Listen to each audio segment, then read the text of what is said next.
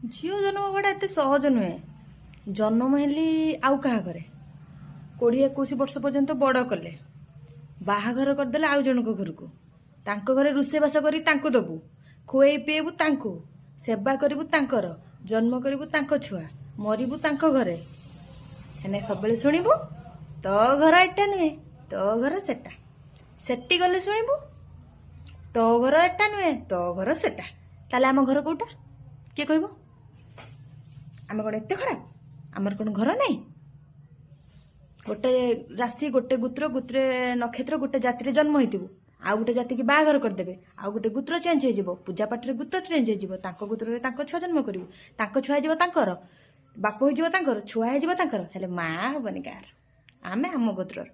ତୁମ ଘରେ କାହିଁ ଆମେ ପୂଜା କରିବୁ? ତୁମ ଗୋତ୍ରରେ କାହିଁକି ଆମେ ରହିବୁ? এইটা ହେଲା ଝିଅମାନଙ୍କ ଜୀବନ। ମଲା ପର୍ଯ୍ୟନ୍ତ ଗୋଟେ ବି ଘର ନାହିଁ ତାଙ୍କର, କି ଗୋଟେ ସ୍ଥାନ ନାହିଁ ତାଙ୍କର।